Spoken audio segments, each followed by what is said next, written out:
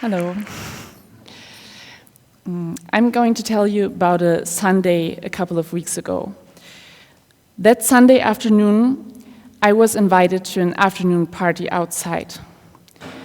It had been a really stressful week, and I had already studied for university that Sunday. So I really felt like going there and hanging out with my friends, dancing and freeing my mind. I didn't go. I went home to sit at my desk and work. Besides university, I work as a free journalist, and I had offered a newspaper a topic for an article, and that Sunday afternoon, they replied that they were interested. So I found myself sitting at home at my desk in front of my computer working while it was sunny outside, instead of being at this party where I wanted to be. Why did I do that? The answer is because I am afraid. I'm afraid that if I don't check my emails on Sunday afternoons and reply quickly, they might not want to keep on working with me in the future. I'm afraid that if I don't publish articles on a regular basis, even though I get paid very little, they might forget my name. And this door into work life that I'm currently trying so hard to push open might close again. May I ask you, has any one of you ever done an internship? Could you please raise your hands? Oh, that's almost everyone. And who of you was paid below the minimum wage of €8.50 or not at all for this internship? Wow, that's almost everybody too. So, I'm sorry, but why did you do that? Don't worry, I've done the same. I've done it several times, and I'm currently planning to do it again. Why? Because I love internships so much, because you get to do so much interesting and highly relevant stuff that I just can't get enough of them. No, actually, I did one internship abroad in order to be able to apply for an internship at a small online magazine here in Berlin, in order to write that into my CV, in order to then apply for an internship at a bigger newspaper, in order to write that into my CV, and in order to get some contacts so I could work for them as a freelancer, which I'm currently doing, so that maybe one day they might consider me as a vacation replacement, so that maybe one day they might consider me as a pregnancy replacement, so that maybe one fine day I might be able to sign a contract by which I promise to spend 8 hours a day, 5 days a week at least, inside an office, in front of a computer working, which will leave me so exhausted in the evenings that I will barely be able to do the groceries, take care of the house, or maybe my future children, and hardly have any time or energy left to meet with my friends, be politically active, go dancing tango, or do any of the things that I love. Can you explain this to me? Does this make any sense? Why am I struggling so hard to work towards something in the future that I already know will not make me happy?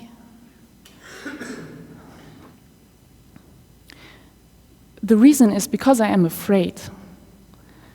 I am afraid to not be able to support my existence, or else afraid to be stigmatized and controlled by state bureaucracy as a receiver of social welfare. Will this fear stop once I sign that contract? I believe not. Why do people do overhours, for example?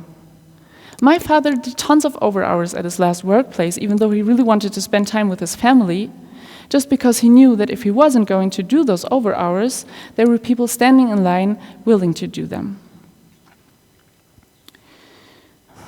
So, where does all this fear come from? Apparently, we are living in an economic system called capitalism, and in a specific version of it called neoliberalism, that uses fear to make us do things that we might not always actually want to do. There's nobody standing in front of us telling us, you have to do this. Rather, it feels like our very own individual choice every time we apply for another unpaid internship, right? And it is our own individual choice. Just that these choices are not always primarily based on our desire, but primarily on fear. And this fear is inside of us. It's telling us from the inside, you have to do this. So spreading this fear is a very cheap and easy way of capitalism to make us check our emails on Sunday afternoons, do overhours, and unpaid work. It's a very cheap way of exploitation because you don't have to use force, which would look kind of ugly and is too expensive in the long term anyway. It's a cheap and easy way of exploitation because it makes us exploit ourselves. So how do you spread that fear? For example, by competition. Just tell my father, if he's not going to do the overhours, somebody else will take his job who's going to do them, and he will do them voluntarily. Just tell us students, if you don't have 5 internships in your CV at the moment of applying for a job, somebody else will have them, and we will do the internships voluntarily. And how do you make sure all this rolls smoothly? How do you prevent the people from talking to each other and realizing that there is something wrong with this and agreeing, for example, altogether to refuse to do overhours or to refuse to work for free? One thing that works pretty well, I think, is individualism, making us think that we are alone, that all the problems we struggle with are our very own individual problems, that every time I fail, it is because I am not good enough, that if I don't get that job, it's because I don't have enough internships in my CV. A couple of months ago, I had a very inspiring encounter. I had the chance to go to Rojava for the 8th of March, International Women's Day. Rojava is a region in the north of Syria, or you can also say in the southwest of Kurdistan, which is, as many Kurdish people would say, in colonized territory, currently divided among 4 different countries. So people from Rojava fought over this region during the Syrian civil war and gained autonomy over it 3 years ago. And they are still fighting to defend it from the Islamic State. But while they are still at war at this moment, people are already building up their own form of democracy.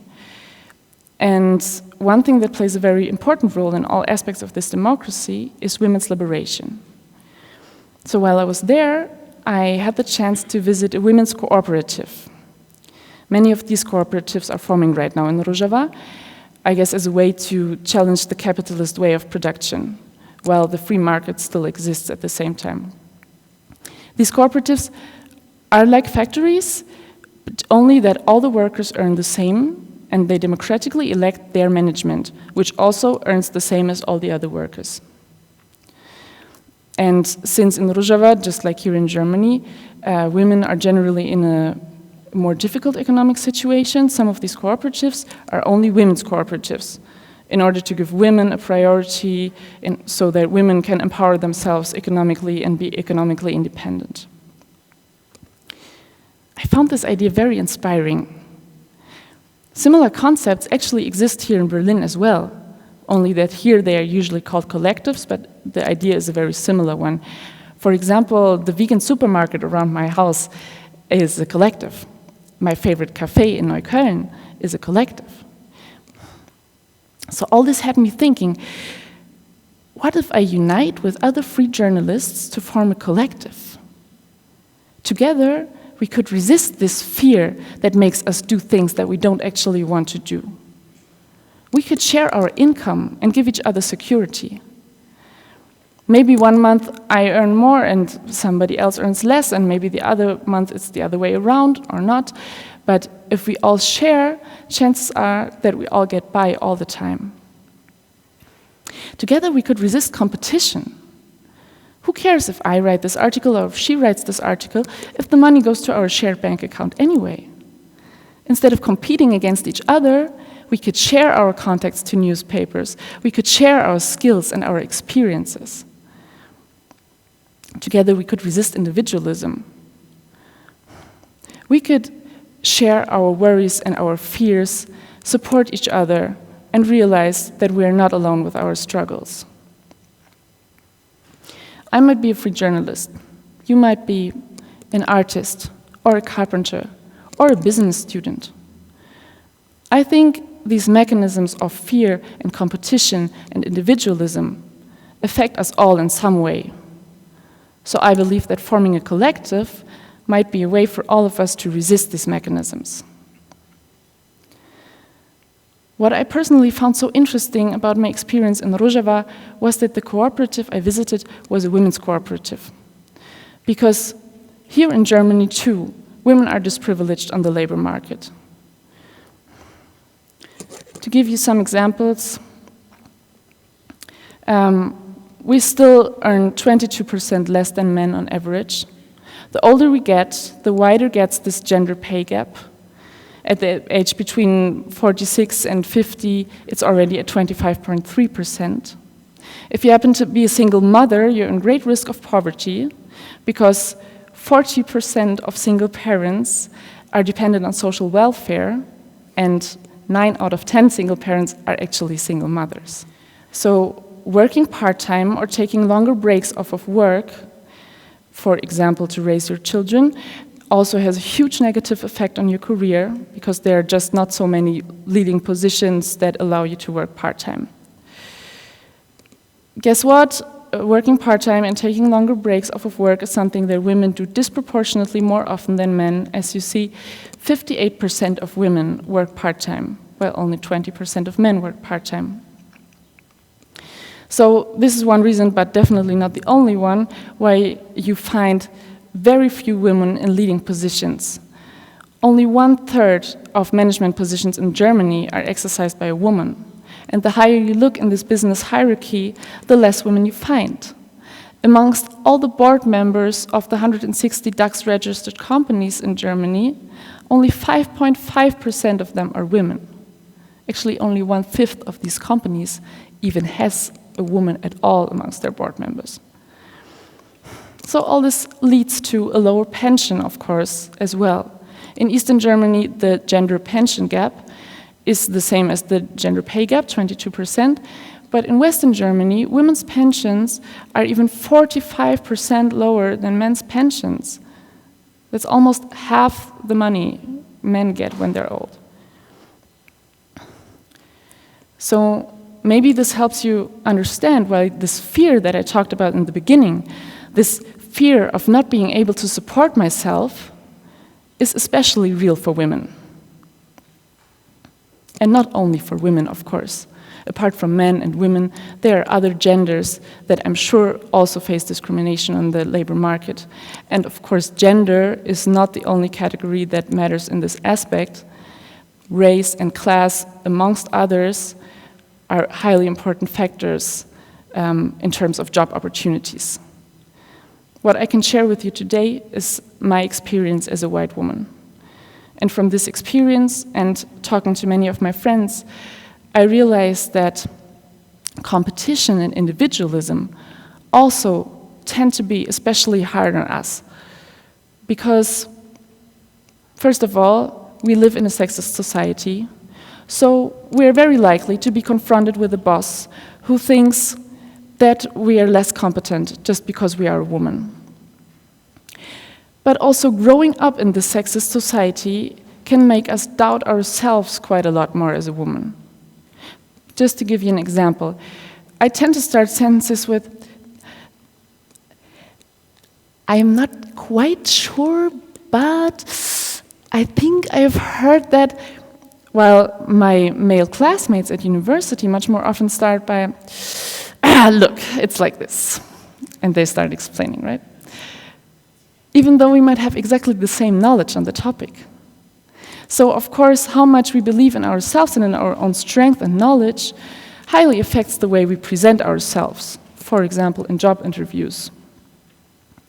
But also, This way of always blaming ourselves for everything that I talked in the beginning is something that women tend to do quite a lot. Maybe it's because of this role model of the perfect caring mother that we grow up with. It certainly doesn't help in feeling good and confident about ourselves, in realizing what it is that we actually want to do, and in realizing that the problem might not always be inside us, but rather inside the system. So for me, it's a very interesting thought to be part of a women's collective in order to empower each other amongst women, to have a space without this gender hierarchy in my close work environment, and to not have to measure up against men all the time in work. But, as I said, I believe that we all are affected by these mechanisms, and the idea of a collective is not specific to any gender at all. So I think that forming a collective can be a way for all of us to resist against these mechanisms of capitalism that make us do things we don't want to do. I think forming a collective can be a way to gain a bit more self-determination under capitalism. It might not be the best way, and I hope it's not the only way. I'm happy to hear any other idea you might come up with. But I think it's an idea worth trying. That's why recently I started the process of forming a collective myself together with 5 other women. 5 of us write, 1 is a photographer. We have met a couple of times to talk about whether we have some shared political vision for our work, or whether we want to be a women's collective, or whether we want to be open for men as well. Mostly, though, we have met to dream together. To dream about sharing instead of competing against each other. We are dreaming of supporting ourselves and realizing that we are not alone in our struggles under capitalism. We are dreaming of giving each other security in order to work less out of fear and more out of joy and inspiration. Thank you.